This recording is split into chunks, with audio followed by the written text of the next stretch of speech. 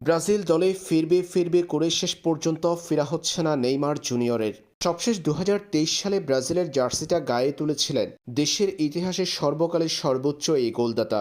এরপর থেকেই লম্বা সময় মাঠের বাহিরে নেইমার।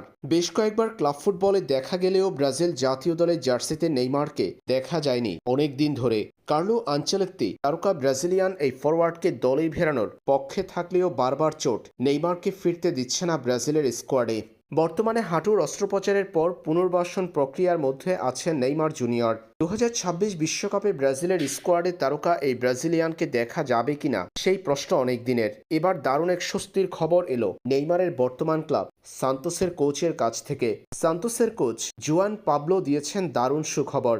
নেইমারের চোট নিয়ে সংবাদ সম্মেলনে সান্তোসের এই কোচ বলেন, আমরা শীঘ্রই নেইমারকে পাবো, কয়েক সপ্তাহ বা কয়েকদিন, এর চেয়ে বেশি নয়। সে ভালোভাবে কাজ করছে, আমি তার সঙ্গে কথা বলেছি। সে ক্লান্ত কারণ সে ডাবল সেশন করছে। দ্রুত মাঠে ফিরতে কঠিন পরিশ্রমে আছেন নেইমার জুনিয়র। আগামী ২১ দিনে ৬টা ম্যাচ খেলতে যাচ্ছে সান্তোস। এই সময়ের মধ্যেই নেইমার জুনিয়রকে মাঠের ফুটবলে ফিরতে দেখা যাবে বলেও আশাবাদ ব্যক্ত করেছেন সান্তোস কোচ।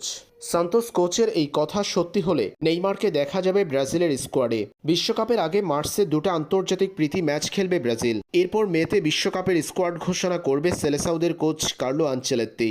এই সময়ের আগেই মাঠের ফুটবলে দেখা যাবে নেইমারকে, যা নেইমার জুনিয়রকে ব্রাজিলের স্কোয়াডে ফিরতে সাহায্য করতে পারে।